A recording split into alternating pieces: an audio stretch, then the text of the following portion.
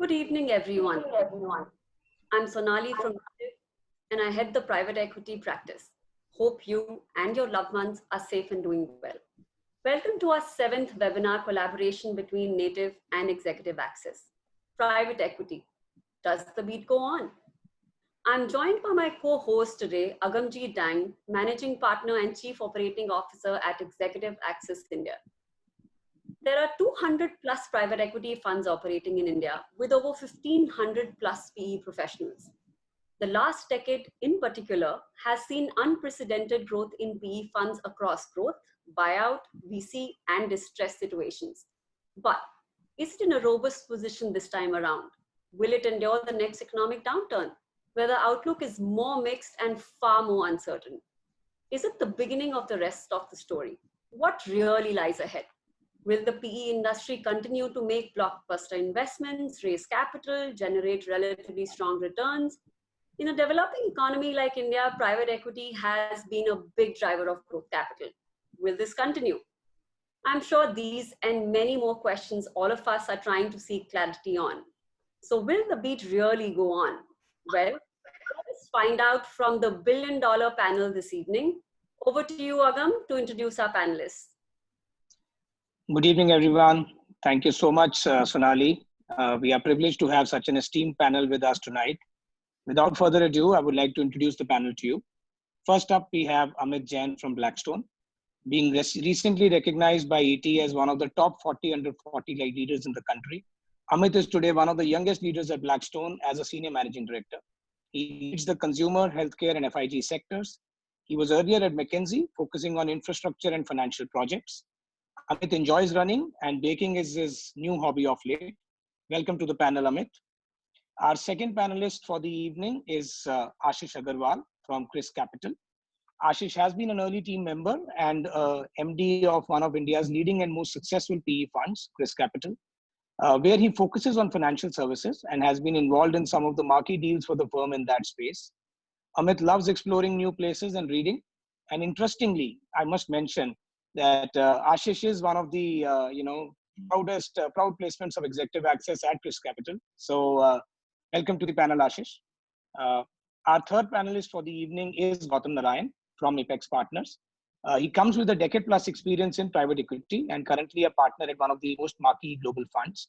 Gautam has been with Apax Partners India team since 2007 and has played an instrumental role in stitching some of the most successful deals within the TMT sector. He was earlier a banker with Macquarie, and he enjoys playing badminton and trekking, hobbies that I hope he is soon able to start again once the normalcy restores. Welcome to the panel, Gautam. Our last panelist for the evening is Viraj from Warburg, Pincus, with a 15 plus years of investment experience in one of the oldest global private equity funds. He's currently an MD at Warburg Pincus, where he focuses on investment opportunities across TMT and business services. Prior to joining Warburg, he was an engagement manager with McKinsey and Company. Viraj is a tennis enthusiast and an avid traveler, which I hope again he is able to resume soon enough. Welcome to the panel, Viraj. Now to moderate the session, I would like to introduce you to the moderator for the evening, Gautam Mehra from PwC, an industry veteran with 25 plus years of experience, predominantly focused on providing tax and regulatory advice to the clients in the financial services domain. Gautam is a country lead for PwC's tax and regulatory practice and also heads the private equity client engagements. He also was a member of SEBI's Alternative Investment Policy Advisory Committee as a core member of the American Chamber of Commerce. Welcome, Gautam, and we look forward to an engaging session with you and the panelists. Now, a quick do's and don'ts for the session. Just two instructions largely. For those who are logged in from their mobile devices, please swipe left and right to see the entire panel.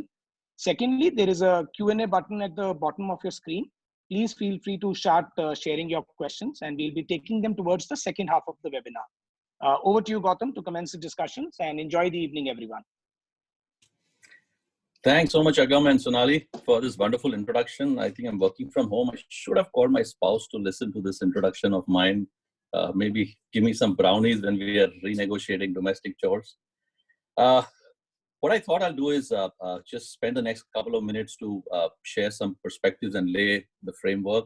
And then, of course, what you've been waiting for, engage in discussion and hear about views from the four panelists.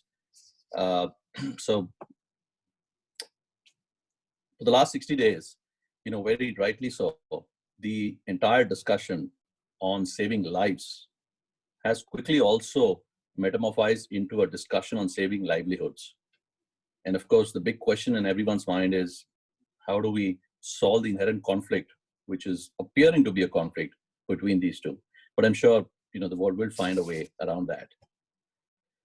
And as each one of you get used to homework and housework, I think on the corporate side, clearly the focus has moved from profitability to liquidity. How do we make sure we are alive and kicking in different kind of scenarios? What if this were to last for a month? What if this were to last for 3 months? What if there were to be a relapse? 3 C's that probably everyone is grappling with when one is looking at liquidity: cost, credit lines, and capital raise. Right? 3 forms of how to wade through the initial period of this liquidity crisis.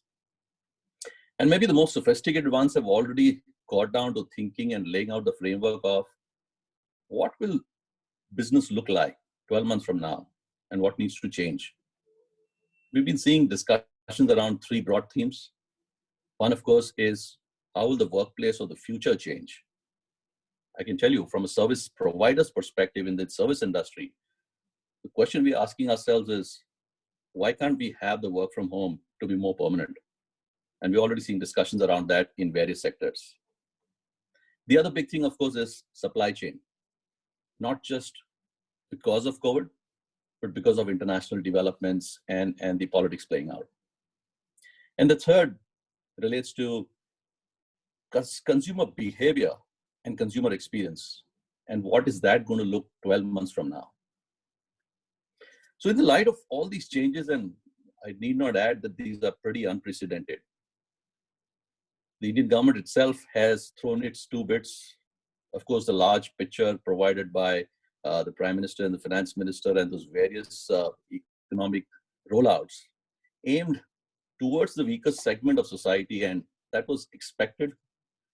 For this industry, changes like the changes in the FDI rules from neighboring countries especially, or on small operational matters for corporate India, a 25% rebate in the amount of tax withheld, and therefore that much more cash in everyone's pockets.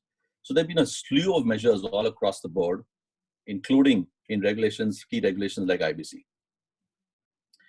Unprecedented times, interesting times, and it's in that backdrop that we are having this conversation today.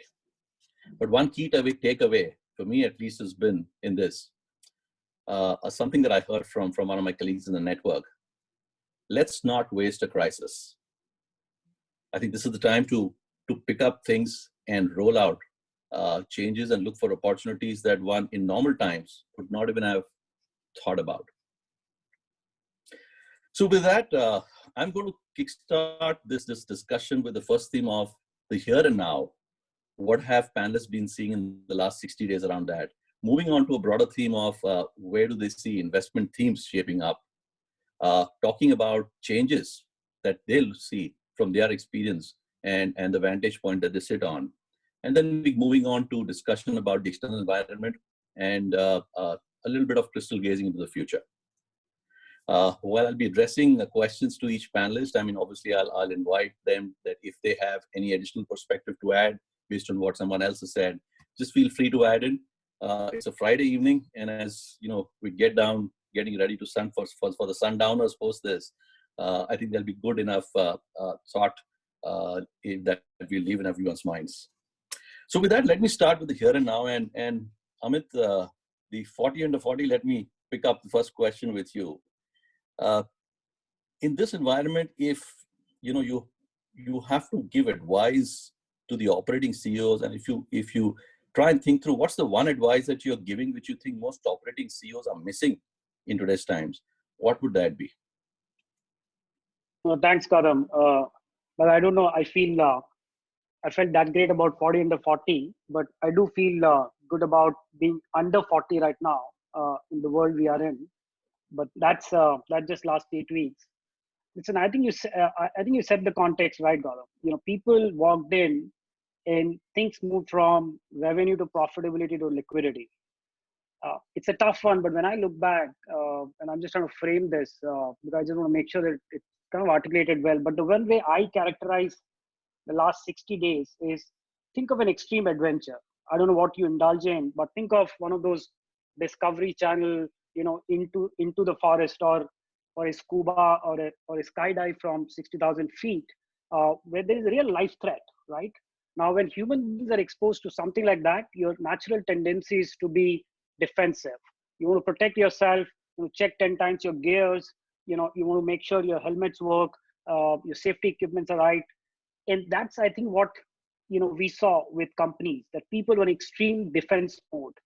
But the beauty or the reality of the situation is, the starting point to make most out of these extreme adventures is, number one, get comfortable with it, and two, arguably play a little bit on the fences in offense to actually make the most out of it, arguably enjoy it, right?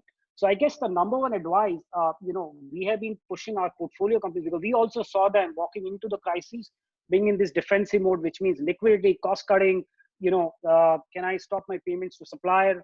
And the entire world becomes that inward looking world. And we said, do not forget offense. Now, I don't want to be misread. Offense here does not mean that we say life is hunky-dory and you go out and celebrate, or it's business as usual. But I guess there are two dimensions of offense, which at least we've been advising. And, if there are management teams and CEOs on this panel, may be helpful to that. I guess number one, external orientation. When things are tough, even at family, at a personal level, we become very inward looking. You will have these multiple Zoom calls, and I'm sure a lot of us are facing that. At 10 a.m. team check-in, at 4 p.m. team check-in, at 6 p.m. team check-in, and happy hour on Friday, etc., etc. But all of that is still inward looking. And when you look inward, you look at cost, you cut costs. This debate about life versus livelihood is partly because the focus by the India Inc. And a lot of CEOs on cost side was natural, and it's kind of natural for them to come. But I would reckon that there are still pockets of growth. There are pockets of opportunities in India and globally. And I'll give you a classic example. At SL Propack, it's one of the companies we own in India. Obviously, we started in the defense mode. When we looked around, it's just the need to look outside. When we looked outside, we thought there is this beautiful life-saving product called hand sanitizer, right? Which the world is starting to love. And we just looked outside and said, why are we not in the business of making a tube for them? Now, from that thought to 15 days, the company had 100 million tube order for making sanitizer tubes. And suddenly you have a growth which was never envisaged 8 weeks back. In our B2B IT companies, when we looked at the platform we are using, people like Zoom or Deliveroo, who globally are expanding businesses, you start to wonder that is there a logo I don't have, or is there a wallet share I can increase? Now, I think the larger point here is, if you have that external orientation, you will ask those questions. So that's, I think, the number one point on playing offense, that how much time are, as you as a CEO or the top team, spending looking outside versus looking inside. The second dimension of offense is life beyond COVID. Now, I know we are all overwhelmed with it. We're all locked down in our houses, and we believe maybe this will never get over. But mind you, this will get over. Today, tomorrow, at some point, I don't know when, but this will get over. And I fear that some companies who are not spending time thinking through life beyond COVID will get into another crisis. And if not crisis, a vacuum, where they'll be lost to think through, what we do now that we are out of it. It's almost like I always used to think, once I go to IIT, my life will be set. There was a day I graduated, I was lost. Then you go and think MBA, then you think this job, that all of that happens. And I think companies have a little bit of that risk of passing through this phase and coming out a bit blank. So the second advice on this bank of playing offense is 25%, and it's a random number in some sense, but in that zip code, 1 or 2 days out of a week, the CEO has to spend thinking through life beyond COVID, whether it's supply chain, whether it's go-to-market, product, pricing, maybe cost. But what is life beyond COVID, and what's your personal bandwidth at a CEO level, which you're allocating to that problem statement, is an important one. We've seen companies do team B, where there is a set of team who's just waking up and thinking life beyond COVID, because there are enough lives and mind share being spent on life at COVID. So I guess in one line, do not forget to play offense is the advice. Thanks, Amit. That's interesting perspective. Offense and team B. Gautam, maybe I can turn over to you and check with you your thoughts on how are you seeing businesses dealing with this current crisis and including the liquidity crisis?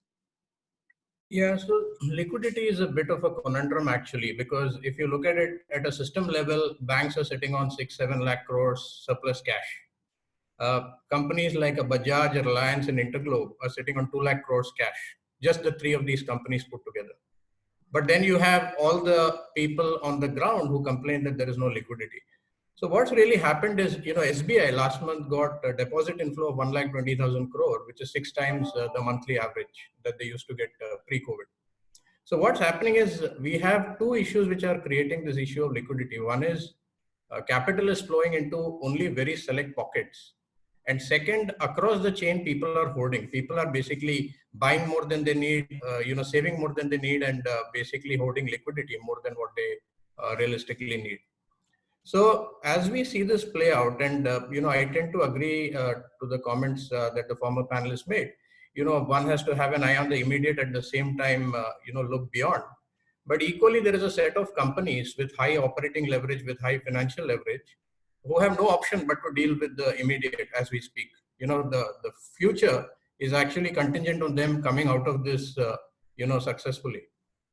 So what's happening is companies across the board, at least once we have seen, whether they are high-profile companies with solid cash flows, including names, some of the prominent names in the auto sector, or they are highly levered or stressed companies, all of them have drawn down on available lines on day one.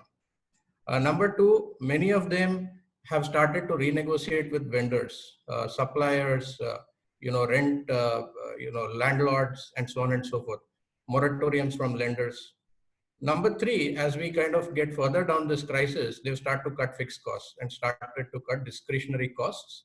And again, calibrating as to what is really essential and what is really going to drive post-COVID versus what is not essential to do today, i.e. it can be deferred. Then the fourth stage, which I'm starting to see more of, is people are starting to think about divesting from non-core businesses. So the first, tendency is to look inward, cut as much as possible, but then take some of these harsher decisions. We are seeing a flood of deals, conglomerates particularly, who are trying to get out of areas which are burning cash for them. And then last step, which is yet to kind of emerge, but which is the one that I worry about most, is distress. Okay, because once you hit distress, then there is no coming back. Okay, so this is the ladder that we are kind of traversing currently. I just hope that we stem the tide by sort of distributing the capital and not letting it, lie concentrated in a few pockets. Very well said, Gautam. Instead, pockets of liquidity. And I like your ladder approach that you put down. Like you rightly said, let's hope we're able to stem the ladder growth. Viraj, if I can turn to you, to share your experience on how you've seen these last 60 days emerging with companies, and how robust have people been in their thought process? Is it going down this ladder? Is it the plan B in place? Or is it just, folks still struggling to find their feet? Yeah, no, I think I'll start by saying I'm taking notes, and I'm going to take Amit's cue and start enjoying the crisis more than I have been so far. Look, I mean, I think, what businesses and how they're dealing with things is a function of how deeply they've been impacted. I think the perspective I will add is that there is no one size fits all. So, on the one hand, you have companies which are more location-based businesses. Think about, retail malls, consumer brands, movie halls. Those guys are obviously very deeply impacted. Then you have other businesses which I'd say have shut down quickly, but will also come back quickly. So hopefully businesses in the supply chain area where, things already need to be cranking up as we speak. And then you have other sectors where the impact is, it's a bit of a calm before the storm. You don't know what's going to come. Financial services, maybe parts of technology services types of businesses. And then on the other extreme, you have businesses that are actually benefiting from this. So, we're invested in a satellite TV business. People are watching 40% more television in this environment. So I think there is no one size fits all. And I think how people are reacting is a function of where they are along this continuum. But I'd say, just having said that, I think the first thing that everyone should be doing, and I won't say everyone is scenario planning. And I don't mean that in a sort of theoretical way. As I was talking to 8 different CEOs that I'm involved with, there are some who say, look, my scenario is, COVID's going to be done by Q2. And then there are others who are thinking, Q4 of next year or Q3 of next year is when things recover. So I think the biggest mistake you can make right now as a CEO or even as an investor is to be too wedded to one view. And to be able to think about, what are the different scenarios and, how does life look in those scenarios. I'd say the other stuff you've spoken about, and I think Gautam spoke about as well. I think people are doing a lot around the cost management and rent management and all of that stuff. I think I'd stress the point Amit made, which is around, I think, and you said this well, don't waste a crisis. So I think there are structural changes you can make. So, we have companies that are thinking about their cost structure, variabilizing things altogether. There are businesses, I'd say, in the supply chain side where, if you're a trucking business, you never get access to the CEO. But in this environment, supply chain is critical. So through Zoom calls, some of our CEOs are talking to, 15, 20 industry leaders today. So it's the best sales opportunity that they've ever had. Right. So I think just structurally, how do you think about your sales effort, what products you're offering, how you're dealing with your cost structure? I think that's sort of all in my mind, important. And the last thing I'd say is, I'd say turn the lens back a little bit to us, right? As investors, we can all talk about what companies should be doing, but what should we be doing? And I think the one mistake that we can make as a community is to not be empathetic enough. Look, we're all finance guys. I think the natural first tendency is to go towards liquidity and the Excel sheet and what happens in Q2 and what happens in Q3. But the reality is CEOs have to worry about, the health and safety, new operating norms, shift in competitive dynamics. And if I just look back at the Warburg history, right, I mean, someone looks at some of our good exits and says, look, this was a rocket ship. The reality is each of those situations had make or break points at some point in their life cycle. And I think this is a make or break point for many businesses. And I think it's moments like this where we have to be deeply supportive and positive. Thanks, Viraj. I think well put about the scenario planning and adding the heart to the mind at this point of time.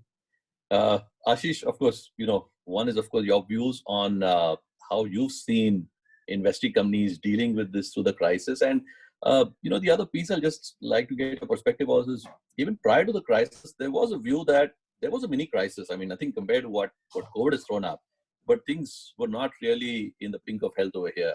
Right? So do you think this is, has this aggravated any trust or governance issues? And, do you see any difference in growth versus buyout investments, etc.? Or do you? Yeah. No, so I would say this crisis is definitely an unprecedented crisis. And as you rightly said, even before this crisis started, India was on a shaky wicket. The IIP growth was hardly 1%. The auto sector was degrowing. There was widespread, I would say, slowdown across sectors. And this crisis has kind of accentuated it to a big extent. And as one of the panel colleagues were earlier saying, the stress is building up in the system. And not only the stress, even the leverage side is also building up quite a bit. And there is genuine hoarding of liquidity. And at the same time, we don't see enough, let's say, support coming from government quarters.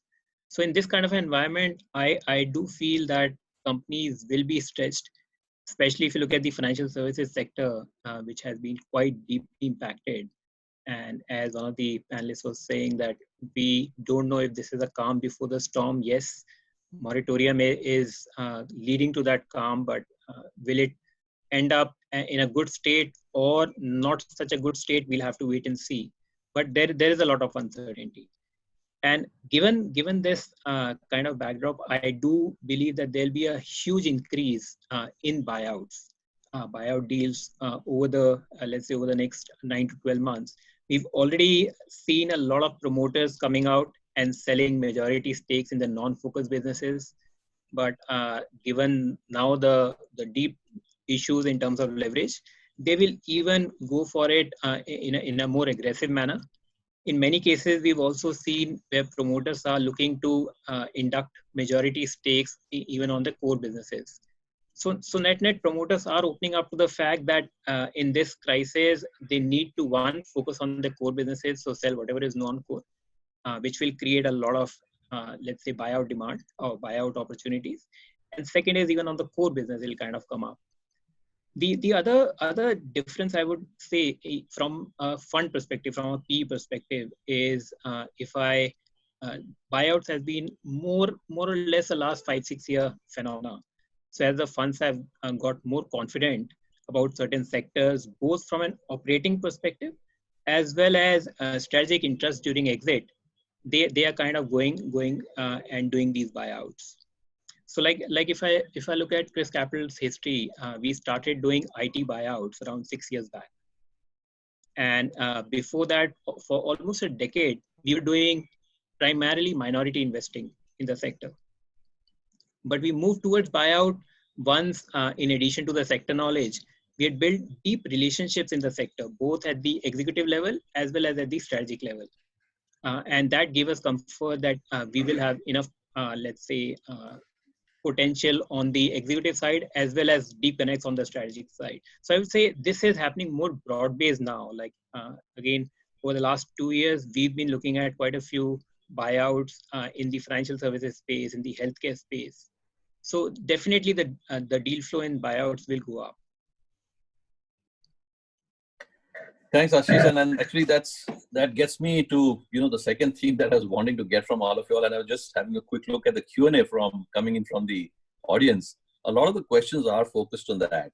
I think one of you rightly put it, you've got different baskets. You've got, those that are critical, maybe the hospitality, airlines. You've got those that are at the other top end. And then you've got a core in the middle where it's uncertain, depending on how things go.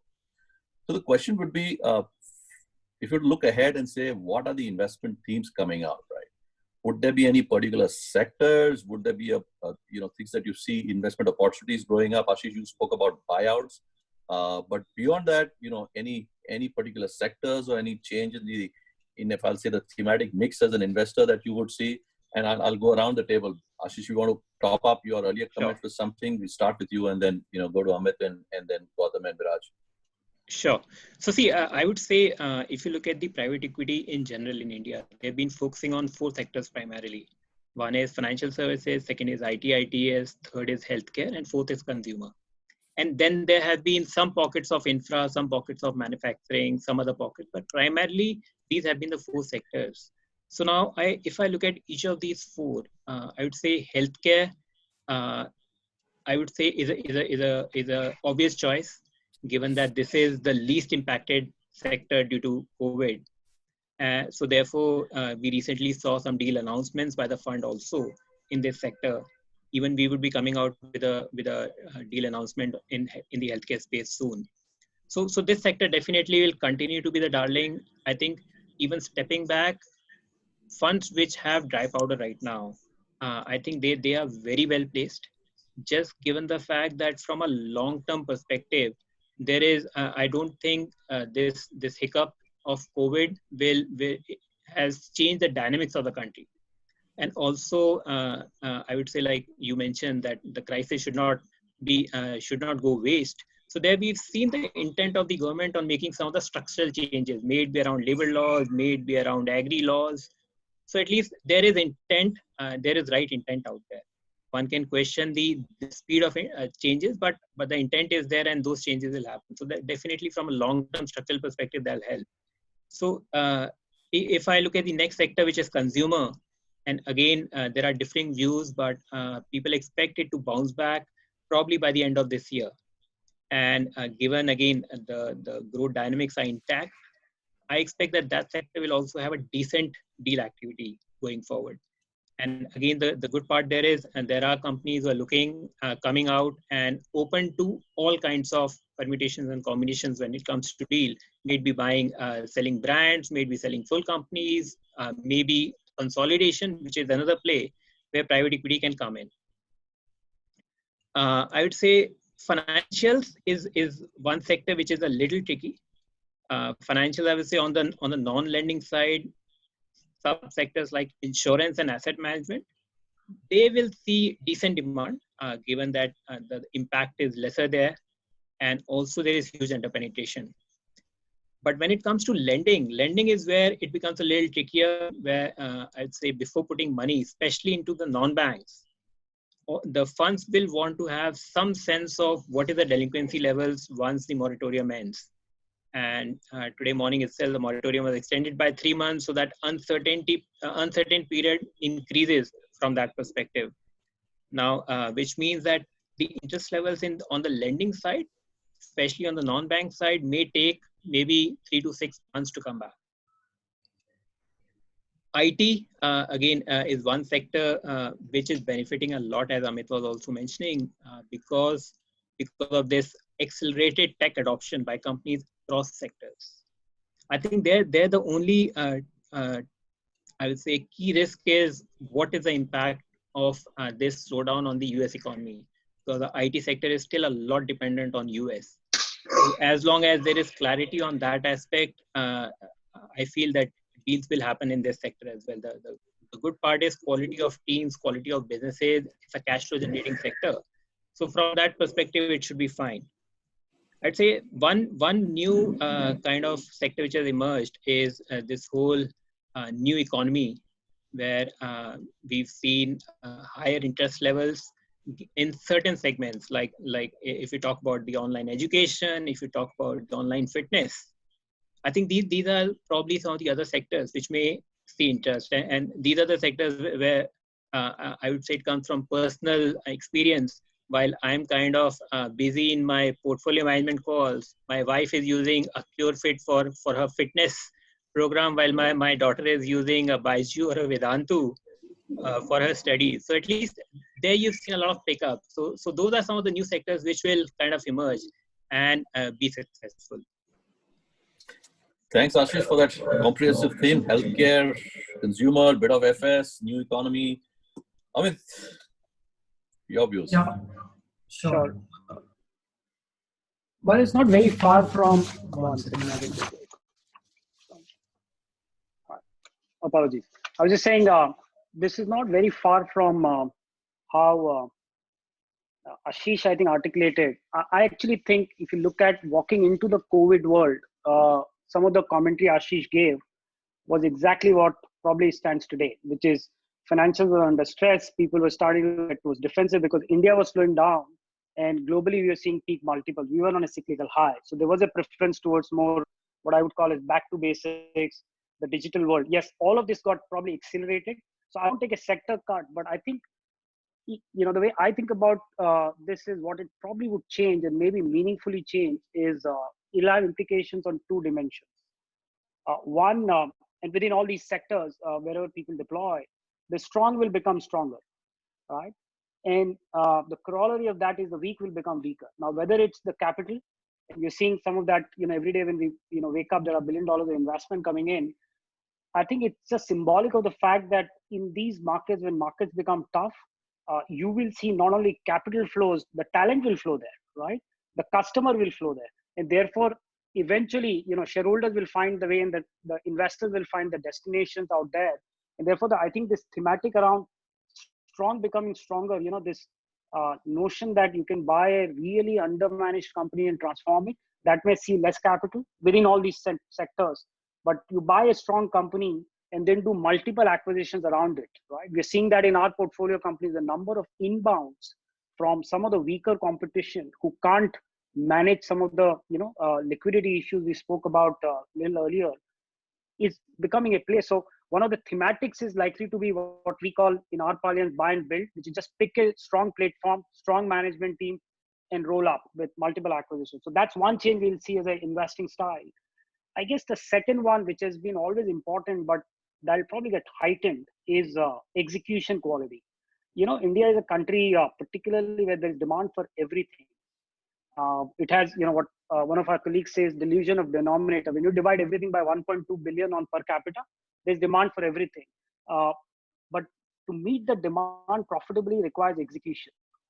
Now, it has always been true, but it will become even more true because if the world is going to be uncertain, you know, India is a country, if you look at last 3 years, despite all its great macro, You have these one-time recurring events which has slowed it down. Your one-time demon, one-time GST, sometime election, now COVID. And in all of it, what comes handy is execution. So as an investor, I think when people will look for investment in any of these sectors, again, what Ashish laid out and which I subscribe to, the single metric which will become disproportionately important is what's your confidence level of this management to be agile to execute, because the world is only going to be more uncertain. So I think strong will become stronger, and the emphasis on execution quality will disproportionately increase as two themes, apart from sectors. Thanks, Amit. Gautam, would you like to add anything to what Amit and Ashish have laid out? Just investment thesis and investment opportunities. The one thing I have learned is never question the wisdom of the markets. Now, if you marry what was being said with the way multiples have moved in recent times, healthcare stocks are generally up 20%. Financials are down 30%. Parts of tech are up. Traditional IT is down. High growth tech is up. Parts of pharma are up. Parts of pharma are down. Large cap consumer is up. Mid cap consumer, discretionary consumer is down. Right. So the markets have sort of got a good notion of where things are headed. The thing I would add is, the two trends that are emerging, which one can play on. One, there is a supply chain shift that is happening globally. People are looking at being more self-sufficient. People are looking at somehow capitalizing on the China sort of, isolation that's happening, API being an example. The other trend that is happening is consumer behavior is expected to shift, because while habits are hard to change, but 2-3 months at a stretch is long enough for people to take on to new ways of doing things, for awareness to grow, particularly for the Gen X and baby boomers. This is the time when they are able to sort of potentially cultivate. So if you can capitalize on these two trends and kind of stay away from companies that are exposed to travel, companies that have high leverage, either operating or financial, or companies that are focused on discretionary items, and focus instead on companies that are more in the semi-essential, essential camp and that have good cash flows, then there is still money to be made. Thanks, Gautam. Viraj? I think everyone's points are sort of spot on. I'm trying to think what to add incrementally. I think a few things. Firstly, as a global fund, we and most global funds have a choice of what geography to play in. So it's not preordained that you have to be investing in India or investing here or there. But what I can tell you is that certainly COVID does not shake that confidence, at least for us. If I just look at sort of Warburg pre the crisis, somewhere between 15 and 20% of our global investments over the past 2 years were going into India. So we were finding attractive risk reward. We were bullish. And I think despite all of the macro challenges, I think, look, there's a lot of structural positives that were unleashed before COVID, which will continue to have a long-term impact. And we shouldn't forget about that. So think about Aadhaar, UPI, bankruptcy code, all of that stuff that is, well said. I am, I would just say that I think while it isn't a given that everyone should be looking at India, does India become less attractive? At least the way we see it, it doesn't. The way things stand, as long as we are not disproportionately impacted by COVID. Having said that, I think as you come to themes, I think there's a timing question also, right? I think, look, today everyone is flying in the fog. And my view is 1 in 2, maybe 1 in 3 companies in India are going to need equity. If they don't need it to survive, at the end of COVID, they will need it to grow. So there is no prize for being over aggressive in this market. And look, cost of capital has gone up. You have to see how things play out. So I think in the near term, everyone will look for more resilient things. But I think coming out of COVID, once this, the fog has lifted a bit, I expect deal activity to be at unprecedented pace. So for all of the reasons you've heard, more buyouts, more opportunities. I'd say from a sector lens, I think the panelists have covered it, but I'd make a few different points around themes and how the world might change post-COVID, which I think has to feed into how we think about sectors and management teams to back. I think first on the consumer side, I agree there will be more deals, but I do think there will be a shift of consumption patterns towards, I think there was almost a secular trend prior to COVID of, more out of home, on the go consumption. I do think, that will reverse for some period of time. I don't want to say everything is permanent. I remember, back around 9/11, everyone said, airlines are dead, and in no time, flights were packed again. So, while I say this, I'm also conscious of the fact that, memories can be short. But as far as I can see, I think some of the consumption trends will change for a period of time. I also think there'll be more value-oriented buyers because, look, there will be, savings and, just financial challenges for consumers in India. I think the other thing that as we think about what businesses to invest in, I think we need to think about the theme of digitization and whether companies are really embracing it or, sort of paying lip service to it. So, for example, I think look at mutual funds. They've pretty much suspended all paper transactions during the lockdown and moved, to sort of electronic. And it's possible paper goes away entirely. On the insurance side, people are buying insurance virtually. There are PCs happening, and that's how people are selling life policies. And if you think about healthcare, someone spoke about it. I think it's not impossible that a year or two from now, people will stop queuing up for OPD consultations. Maybe do a first over a check, over a Zoom call, just like this, and then more follow-ups in person. So I think as you just think about what we invest in, even the more traditional sectors, I think we do have to continue to apply the lens around digitization and whether those companies are, in addition to execution, which I agree with Amit 110%, I think whether this is something that they are embracing. I would, re-emphasize that, look, I think there will be a shift towards the more organized sector. The weak will become weaker. I completely agree with that. And, I think that this is not going to be a one sector or two sector trend. It's going to be across sectors. So if you have strong portfolio companies, you don't need to be buying new deals or new businesses individually or independently. You need to be buying them through your portfolio and creating a few, very large sustainable businesses. So I think therefore the work we need to do, the lens we need to apply is what makes sense from a portfolio perspective. I think the one thing, as you think about gig economy or the new age businesses, I do feel, there is a bit of a funding winter for, the more cash burn B2C businesses. I just think in this environment, and look, it was hard enough earlier, but I think going forward, I think that is going to be challenging because I think the focus on unit metrics, unit profitability that people have is going to go up exponentially. The one thing I don't have a good handle on, and I struggle with this, is, what happens to real estate? What happens to work from home? And what other structural implications does that have?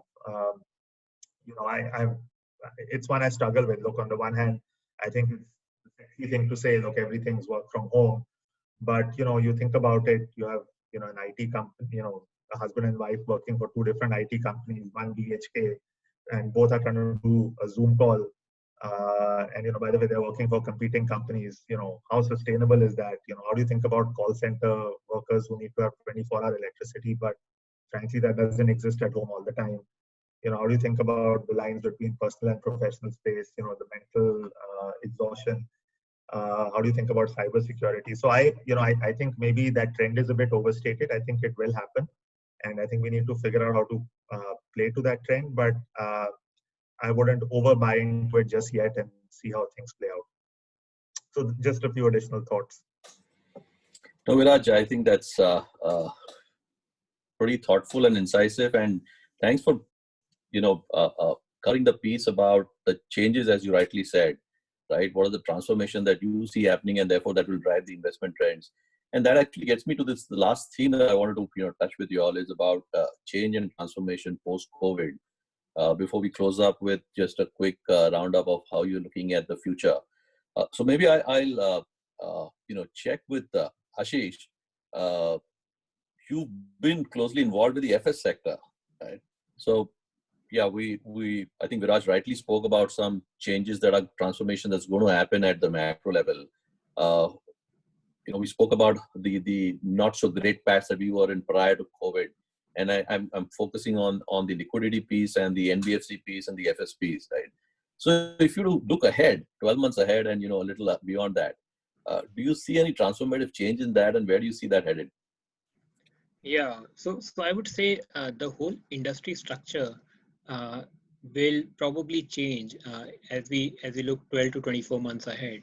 Because if you today look at it, one is there are if you look at the banking sector, in banking sector over the last, let's say, 3 to 5 years, private sector banks were having 2/3 of the share, while public sector banks were losing. At the same time, NBFCs contributed to roughly, I would say, 1/3 of total new loans which were being given out. Now, in this environment where NBFCs are stretched for funds, there will be, and this seems to be a structural change where NBFCs, as Amit was saying, larger becomes larger. That will happen a lot in NBFCs where I see a huge consolidation in the sector. Currently today we have, let's say, 10,000 odd NBFCs. I see that number being much lower, given a mix of both acquisitions as well as insolvencies. So which also means that the NBFC sector will not remain as large a part of incremental funding as it was. There will be fewer NBFCs, yes, they will be stronger. But at the same time, this will throw up a lot of opportunities for the banks. The other angle on the funding side is also mutual funds. So like all of us have seen this great fund crisis at Franklin Templeton, and then now today Aditya Birla kind of said 2 funds are shut. So what that does is that also shuts one of the funding channels for NBFCs as well as some of the lower rated corporates. So what will happen is a lot of funding will come back to banks. So if you look at banks, average share for banks incrementally was roughly around 40% of total lending. And with this, it may go up to 55 to 60%. And that means for banks, it'll be a huge run. But even within the banking system, PSU banks are not doing that great, and they will be dealing with their acquisitions and their mergers and amalgamations. So there will be only 8-10 banks which will take advantage of this. So the key question will be, which will be these 8-10 banks who will take advantage of this. Coming to the NBFC side of things, as I was saying, there will be a consolidation in the sector. So if I look at NBFCs, I would say there are 3 structural changes which I feel will happen at the NBFC level. One is there will be consolidation. So this unhealthy competition which was going on, that with every 100 crores, everybody wanted to be an NBFC and sell equity at 4 times book to one of us and start doing business. I think some of that will go away and there will be fewer NBFCs. Second structural change will be there will be a sharper cost focus. What had happened over the last decade is there was easy growth. And given that growth, NBFCs were not focusing on the cost, and therefore it led to bloated cost structures. Now in this environment, every cost item is being looked at very deeply, and we are figuring out what is the utility of that spend. So I think that sharper cost focus will also make the NBFCs more efficient in their operations. And last, which is also happening with most of the industries, is accelerated tech adoption, where the social distancing is here to stay. So people are trying to figure out how to use more and more of digital tools to serve customers. Now, today, when we go for board meetings, every physical branch opening is being questioned more and more rigorously. Why do we need it? What do we need it for? So I think that is a big change. The other change also is a relook at all systems and processes in the industry to see what could be outsourced. Because companies have realized that outsourcing means variabilizing your cost structure versus keeping it on book and therefore having that fixed cost structure which can't be moved away with. So that's the other change which will happen, that there will be an accelerated adoption of technology which will help in improving both the customer experience as well as overall efficiency levels. So this is the way I look at it. The incremental share moving more towards banks, there being fewer banks which will benefit. At the same time, NBFCs also consolidating, fewer NBFCs being there, but those NBFCs will be much more efficient from where they are today. Thanks, Ashish. I know we've got a huge audience of investment professionals, so and a lot of them must be focused on the sector, so that'll be pretty useful stuff for them. Gautam, if I know you've got some deep experience across 2 or 3 sectors amongst others. There's the consumer space, the FS space, TMD space. Do you want to highlight any 1 or 2 transformations that you see post COVID happening in any of these spaces?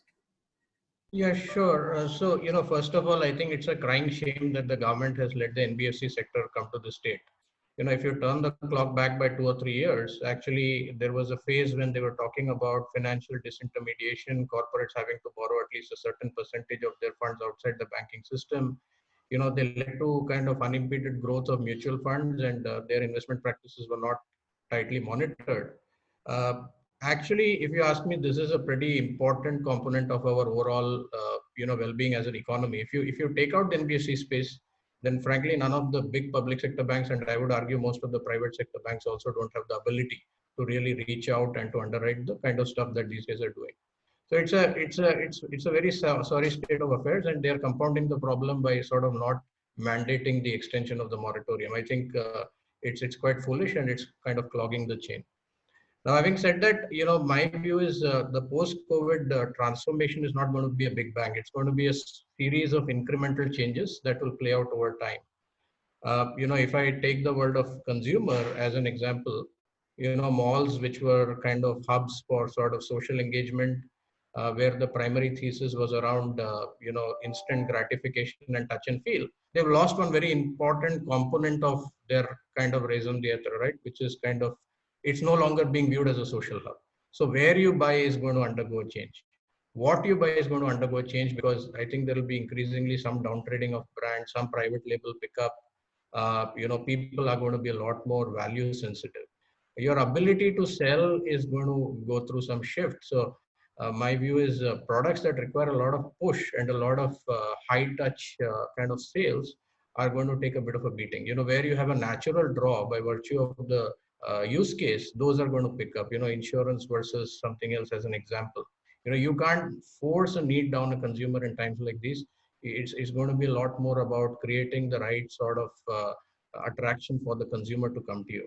So many things are going to change, but I think it's not going to be big bang. When if you look at it, Amazon is setting up offline stores. It tells you the importance of omni-channel. No one kind of mode takes complete priority over the other.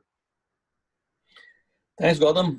Last question to you, Amit, before I just shoot up a few questions that have come from the audience, one maybe to each one of you. So Amit, a slightly different question on change. Are you seeing any change from an LP's perspective, patience versus nervousness, and not necessarily India, but, just from a wider space? Yeah, no, that's a good question. Obviously, we've been in touch with our folks. Just a few comments there quickly. I know I'm cognizant of time. One, the good news is in the last few years at an industry level, I think India has returned capital. There are funds, people who represent funds on this panel. All of us have had a reasonable run. Funds like ours have, I know for Blackstone, we've returned a few $1 billion with very healthy returns. Blackstone India is the most profitable geography within Blackstone, global system, within private equity system. So I guess the fact that one has seen capital, the patience starts there, and a little bit longer term view. Having said that, what I told earlier, which is strong will become stronger, will apply in our industry also. And just to spend a minute on it, the fact that private equity seeks higher returns is premised on an underlying assumption that we will make those companies better. Now when things are good, you kind of buy low, sell high, and you can raise funds.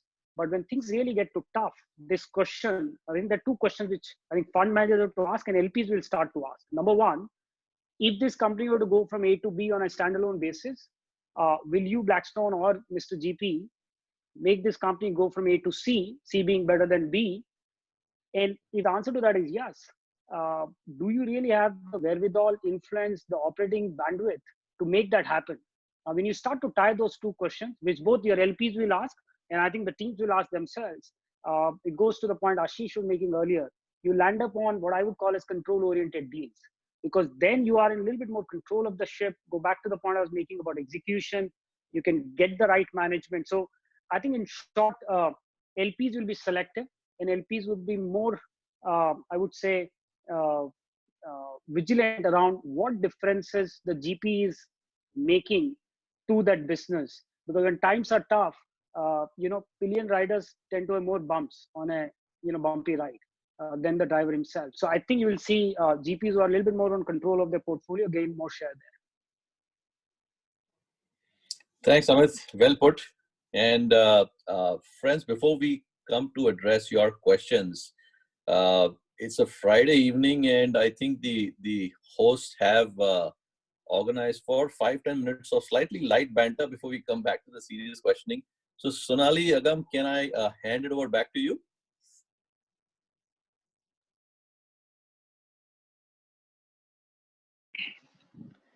Yes. Thank you so much. Sorry, go ahead, Agam. No, Sonali, I was just waiting for you to come. Please go. Yeah, thank you so much, Gautam. That was a very interesting segment. And like you rightly said, we will just take quick 5 minutes, which is just going to be a stress buster before we come back to the serious questions. So we will kind of start it very quick. It's a quick rapid fire round, and guess what's it called? It's called Soda with Sonali. It's a mix of business and some questions to loosen you up so that our audience, most of whom believe that private equity guys are a little uptight, get to see a bit of a different side. Here is my first target. Amit, your set of questions goes as follows. Ready? Yeah. Perfect. One change in the ways of doing business that's here to stay. Zoom. One web series on Netflix or Prime you regret watching. Money Heist. One word that describes you outside of office. Consistent. Interesting. Global capital allocation to India, stay the same, increase or decrease? Increase. One household chore you are really bad at. Mopping. Okay. If you could save one person with you on a plane, who would it be? Deepika Padukone, your boss, or Narendra Modi? Amit is not on this show, so you can go ahead and say whatever you want. Dikshit. Sorry, go. Sorry, what are the three people? Deepika Padukone, your boss, or Narendra Modi? I think Narendra Modi. Okay, fantastic. That was because he has access to the Zoom. Sorry, he has? Okay. He has access to the Zoom. Fantastic. That was really well done, Amit. A bit of thinking, but very well done. Think you are in the running for the hamper that we eventually are going to give it to the winner. Okay, Gautam, you're up next. Ready, Gautam? Only just in case you don't realize it, you're adding to our stress here. Okay, you're not reducing it. So basically, this is the only payback time, right, Gautam? Sure, I'm going to go on mute then. Anyway, go ahead. Hot seat. Sure. Perfect. Any 3 words of advice to your portfolio companies? Yeah, patient, thoughtful, careful. Okay. The household chore you've become good at? BJP, Bartan Jadu Pocha. Does your family resonate to that, and will they answer the same thing? I think so, because I'm doing all of it. Perfect. If you were not a fund manager, what would you be? I'd be a badminton player. Interesting. Whiskey, vodka, wine, or beer? The drink you've consumed the most during the lockdown? Beer. Perfect. UVW, recovery. You know, I've heard a fourth one saying I, which is it keeps going down and you never come out of it. Oh, I'm more in the W camp. Which is a bit scary. I'm more in the W camp. Okay, perfect. Funniest rumor you've heard about yourself? Recently, there was a rumor that I was in the interview process for a leading US-based bulge bracket firm. Okay. Which was quite funny. Okay. Brilliant. I think you guys are really good at it. Thank you so much for being a sport, Gautam. Well done. Moving on. Are you ready, Ashish? Yeah. Perfect. The household chores you've gotten really good at? Making tea. Okay. If you were not a fund manager, what would you want to be? Probably a badminton player. Okay. One web series you've enjoyed watching and you recommend. I wanted to say Money Heist, but after Amit, I want to say something else. I just thought that the output to input was not good, Ashish, on it. It's too long. I like the first series very well. Yeah. But anyway, so but I yeah, went all the way till 4. So don't watch the next 3. Breaking Bad. Okay. Any 3 words of advice to your portfolio companies? I say similar to what Gautam said, be patient, but be also outward looking right now rather than going into a shell. Sure. And at the same time, be considerate to your employees, because right now in this environment, everybody is talking about cutting salaries, cutting employees. So be a little considerate. Absolutely. 2 traits you look for when you hire for your team.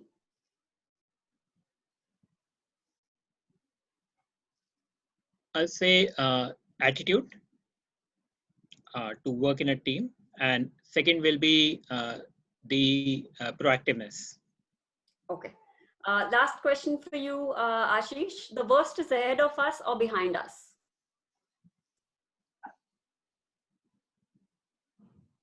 I think worst is still ahead. Perfect. Ashish, that was interesting and crisp, and I think you have given Gautam and Amit a run for their money. Viraj, we come to you next. Are you ready? I am, but I hope you realize by introducing an element of competition through your hamper, you've created more stress, as Gautam said. So I hope you find the hamper interesting. So we'll come to that in the end. I'd like to know how you're going to deliver it, but we'll come to that later. Yeah, perfect. Go ahead. Viraj, we know that you are a tennis buff. So Nadal, Federer, Djokovic, your pick. Federer, any day, any year. Yes. Perfect. One change in the ways of doing business which is here to stay. Less flights. Sorry? Less flights. Less aeroplane flights, less time to think alone. Got it. If you could have used your time differently in the last few weeks, what would you have done? I would have learned a hobby, something new and interesting, which I didn't do thus far. And actually, I would have assisted more at home. Before you ask me the question of what have I done at home, of which the answer, embarrassingly, is absolutely zilch. Actually, maybe I should start with that. Otherwise, I won't be able to walk out of this room alive. I should have been a better husband. Yeah, it's never late. You probably should start now. The first destination you would want to holiday at once the lockdown is lifted? Lisbon. Interesting. 2 must-have traits for your people when you hire for Warburg?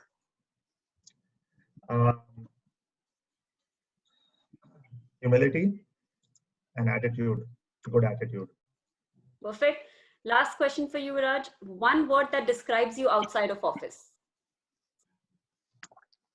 Pensive. Interesting. Perfect, Viraj. Thank you so much. That was fantastic and a lot of fun. Good to see you guys in a bit of a different avatar as well. Agam, over to you to put Gautam, Mehra, who has been nicely relaxing and on the other side of the table on the hot seat, and then we quickly come back to the business. Thank you, Sonali. Yes, I agree. I think, Gautam, you've been having it a little too easy. So we thought we'll put you onto the hot seat and see what you've got to say to some of our questions. But Sonali, since your segment... I hope I don't lose my hair. No, you won't. And Sonali, since your segment was called Soda with Sonali, I'll continue with it. It's called Aerated with Agam. So, I'll continue with the indulgence. But here you go. Gautam, the household chores that you've gotten great at, and the ones that you suck at. I'm great at a foot massage for my spouse. I suck at everything else. Great. The first thing you would do beside work once the lockdown is lifted? Try and continue to work from home. But you'll still work. We've made life too complicated for ourselves. It's not difficult to simplify it. And I think that's the path I would like to continue on. Good. You anyways don't seem to be the one in the haircut camp. So I'll go to the next. The one thing you regret not doing when the lockdown hit us? Preparing for the Friday sundowners. Interesting. Very good. The funniest rumor you've heard about yourself? That I grew my hair for something other than what I actually grew it for. Would you mind sharing what that was? I'm working from home. for another day then. Okay. One advice to your people to stay relevant in these times. Continue to keep life simple and stay healthy. Very nice. Jaan hai to jahan hai. Wonderful. Prophetic. If you could trade lives with anyone for a day, who would it be and why? Maybe we don't have someone. I would love to have someone who could influence the way the world is operating. Unfortunately, we're very fragmented. Last question for you. One skill you are developing more since the lockdown. I love music and instruments.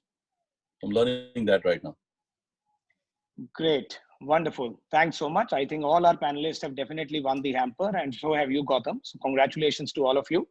And we've got about 150 plus questions from the audience. So I don't know how many can be taken, but I'm sure Saket has already pushed a few down to you. So over to you to, kind of re-engage the panel again on the questions. Thank you. Yeah. Thanks so much, Sonali and Agam, for lighting up the mood. What I'll do is probably I'll just restrict. I know there's quite a few questions that have come through. It's already 7:10. I'll narrow down on one question for each of the panelists, and then we probably just close up from there. So, Viraj, let me start for you. There's a question for you saying, does negative interest rates across the TM world, US and UK included, not make it easier for India-focused PE funds to easily get funds? Does that also imply that valuations would continue to stay high? I think valuations in India, leave aside the interest rate piece, but I think valuations in India are basically a function of demand and supply of capital. Historically, public markets have actually been the biggest, benchmark when, folks think about raising private equity. And the reality is between founders being over-leveraged, the IPO markets being shut, frankly, for a period of time before COVID, and certainly for a good period of the foreseeable future. And the stress, I actually think, valuations will be far more sensible. I actually think the reality is most private equity firms have small teams, right? Where somewhere between 10 and 20 people. And at any one time, you can only focus on, 2 or 3 things in a meaningful way. So we've got to pick what are those places where we're going to spend our time, because there will be a lot of deal flow. And I think we will naturally gravitate towards things that have the best risk reward. And, those will, I think, I'm hoping, reasonably sensible valuations. I would say one thing though, just from a Warburg perspective, since you asked, we're not entirely hung up about the notion of control. I think it's good, and more than half our deals have been control deals in the last 3 years, but we're very flexible on that dimension. And I think as you are a minority investor, sometimes, where a founder is not selling and the stress is less, sometimes you have to pay up for a good business, and one should not shy away from that. Obviously, the mistake is if you pay up for the wrong business. So I think while we should continue to look for good deals, I think ultimately we should keep our eye on the prize, which is backing the best people. Thanks, Viraj. Amit, this one's for you. And the question is, do you see private equity taking a larger role in the manufacturing sector exposure versus services tilt in the last 10 years, given that India needs to embrace manufacturing in the next few years? My intuitive answer is yes. Having said that, part of the reason manufacturing, let me start by saying, we're a large investor in manufacturing already. Whether you look at SL Propack, our auto platform, Sona Comstar. So it's not like money has not been flowing in, but when you cut through it, what will accelerate that, which sounds intuitive, particularly on segments, we spoke about, whether it's consumer, healthcare, there is enough production which goes behind it, right? So those supply chains, because world is now going to get a little bit more nationalist or self-dependent, as our Prime Minister says, Atmanirbhar, that will boost manufacturing. But the larger manufacturing, when you think about capital goods sector, will probably accelerate that is, if there is enough credit flow in the country, which then generates confidence among the industrialists to put capital, deploy capex, and that'll kickstart the manufacturing, the larger manufacturing engine in the country. But before that, just on pure play capital intensive sectors, you would continue to find, because there are memories of 2007 and 8 when some of these capital intensive sectors like infra or capital goods didn't generate healthy returns for the private equity fraternity. So there will be a degree of skepticism, but it all depends on which end segment that manufacturing is kind of serving. But intuitively, I would think yes. Good. That spells good for the Make in India and especially what's happening, on a global level as well. Gautam, this one's for you. Your inputs have been sought on equity compensation programs for CXOs. Should one stay the course or make changes? And what's your guidance on that? No, absolutely. The basic principle of any equity or long-term incentive plan is alignment of interest and skin in the game. So to that extent, it completely sort of, motivates CEOs to sort of stay the course and row in the same direction. I think what is to be avoided is, however cleverly one designs MIPS, there is always, room for kind of that to be gamed. So I think one has to be very, very thoughtful when it comes to MIPS. Also, in today's day and age, it's important to spread it widely so that it's not, 80% doesn't sit with the CEO and, none of the other members get anything meaningful. I think it's become more and more important to have a deeper bench and to that extent to spread it widely. Thanks, Gautam. That was short and sweet and to the point. Ashish, one for you. I know Chrys has been having a history of listed transactions. So the question here is, would you prefer PIPE deals? And partly answered it, but the top 3 subsectors within FS that you would want to avoid. So yeah, first on the listed side, I think we are open. That's why we retain the flexibility of doing both listed as well as unlisted companies. As long as we get the right kind of rights, etc., we'll kind of be happy investing in the listed space as well.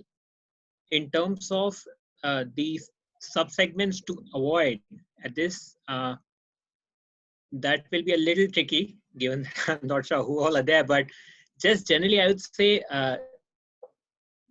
non-bank finance sector as a whole, and there are various subparts to it.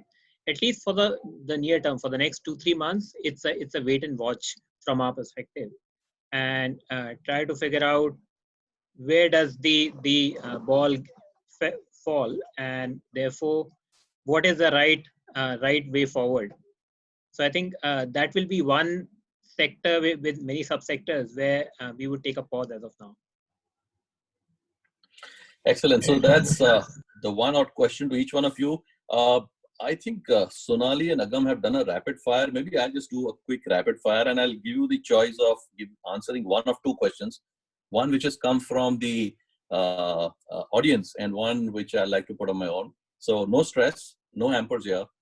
Take your pick of which question you want to answer.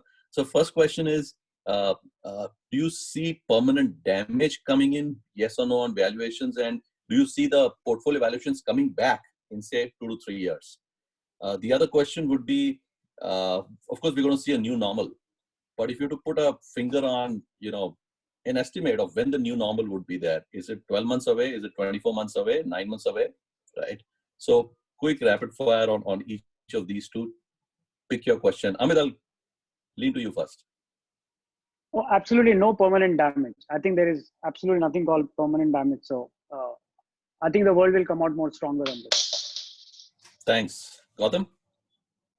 Yeah, I think in terms of timing, honestly, I think there's no way to know. My intuition is that it's probably going to take longer than what we think, because unless there is a vaccine that's developed, and we've had a bit of 2 false starts already, right? We had remdesivir, and now more recently we had Moderna. I mean, it doesn't look like it's going to come in a hurry. And unless that is there, this virus is going to keep perking back up, and we are going to have to shut down, and all sorts of consequences will follow. Also, I think what is very hard to call is how the political establishment is going to behave, because if this is kind of taken as a kind of time frame to do land grabs and sort of disrupt supply chains and kind of reverse globalization, then I think we have a much deeper issue as a world. Ashish, your quick piece. Yeah, so I'll go with the time. I would say anywhere between 9 to 12 months is when I would expect normalcy to come back. And let's end with the tennis buff, Viraj. I don't know about the normal question because it depends on your definition of normal, and our definitions could be different, but I would say nothing is permanent. Certainly the damage to valuations will not be. I think we shouldn't underestimate the ability of anything to bounce back. I don't know if you guys are following, but people are booking like crazy back for Carnival cruises. Shanghai Disneyland is overflowing with people. So you'll be surprised how quickly things can bounce back. And this too will pass, and so will the low period on the financial market side. I must add on a positive note, Yeah. I was just sharing with the panel before it started, maybe useful for the larger audience. The Wuhan Center of Madame Tussauds started last week. It just tells you that one, there is no permanent damage, and there could be a V recovery here. Excellent. So I think that's a great positive note to end this Friday evening on. And I've taken quite a few takeaways, whether it was about the team B piece or the offense from where we started to I think some specific insights on the change, the strong becoming stronger, consolidation, deal flow. So thank you so much, to the four of you for participating today, and I'll hand over to Sonali and Agrawal to do the closing. Thank you so much, Gautam. Well, that was indeed an insightful session, giving us a lot of clarity and direction on how the private equity ecosystem will kind of revive post the lockdown. We were joined by over 1,700 viewers today, from private equity to investment banking professionals, from CFOs to lawyers, and many more differentiated backgrounds. Thank you so much, Amit. Thanks a lot, Ashish. Thank you, Gautam and Viraj, for sharing your perspectives with us today. Gautam, Mehra, for being a wonderful moderator. My co-host, Agam, thank you for joining in. To all our attendees, we appreciate the time you have taken now to be here today, and we hope you've enjoyed the session as much as we did hosting it. We look forward to hosting more such webinars. Stay tuned, stay safe. Good night. Thank Good you. night. Thanks, Gautam. Take care. Thanks, everybody. Bye. Bye. Bye-bye.